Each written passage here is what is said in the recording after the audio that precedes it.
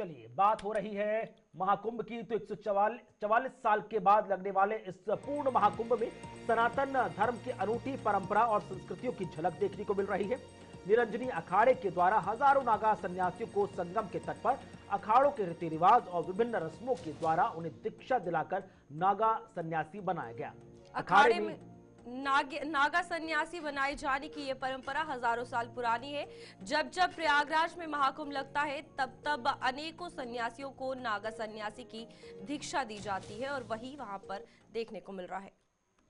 आध्यात्म, संस्कृति और परंपरा के इस अनूठे संगम में आज एक विहंगम दृश्य देखने को मिल रहा है। संगम के तट पे नागा सन्यासी को दीक्षा देने की जो परंपरा है, जो हजारों वर्ष पुरानी परंपरा है, आज वही परंपरा निभाई जा रही है। हमारे साथ हैं अखाड़ा परिषद के अध्यक्ष रविंद्र पुरी जी महाराज जी। उन्हीं से पूछते हैं कि क्या है ये परंपरा, कितनी पुरानी है। बहुत बहुत आशीर्वाद, साधुवाद। आपने सत्य कहा, ये प्राचीन परंपरा है, 2000 साल पुरानी परंपरा है। आज उसी परंपरा का हम निर्वाह करने इस घाट पे आए हैं। आज जितने भी हमारे संत आप देख रहे हैं, सैकड़ों की संख्या में संत है और माताएं भी मेरे साथ है। हम सब यहाँ विजय हवन संस्कार करने आए हैं। ये जितने भी संत आपको दिखाई दे रहे हैं, ये अखाड़े में पुराने संत हो गई है। और ये जो दीक्षा जिसको अखाड़े में 12 साल से कम 12 साल होते हैं, उसी को ये दीक्षा दी जाती है। और हमारी परंपरा है, इसको विजय हवन संस्कार में सबको शामिल होना पड़ता है और सभी को विजय हवन संस्कार करना पड़ता है। विजय हवन संस्कार का अर्थ है अपना पिंडदान करना, अपने पूर्वजों का पिंडदान करना।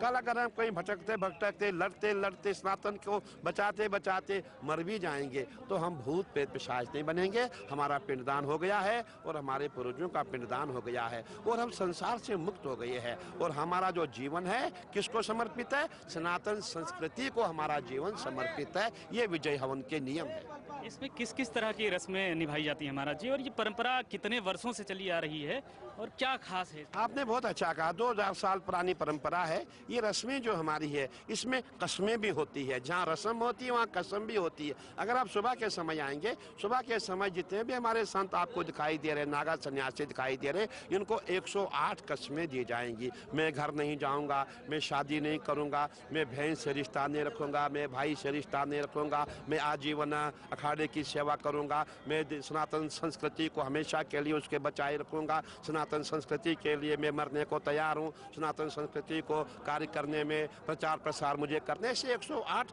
शपथ होती है। वो शपथ कैसी होती है? हम कलश में गंगा जल लेकर के एक एक शपथ हम लेते हैं और गंगा माँ को समर्पित करते हैं। और मैं समझता हूँ जब आप सुबह देखेंगे बहुत दिव्य और भव्य कसम परेड होगी। मैं मेरी ओर से आप सबका बहुत बहुत आशीर्वाद, साधुवाद। अभी अभी आपने देखा रविंद्र पुरी महाराज जी ने बताया कि किस तरह से रस्में निभाई जाती हैं। नागा बनाने की जो दीक्षा देने की जो परंपरा है वो विहंगम है, बहुत ही वर्षों पुरानी है, 2000 साल पुरानी है। मनीष पांडे, JK24, प्रयागराज।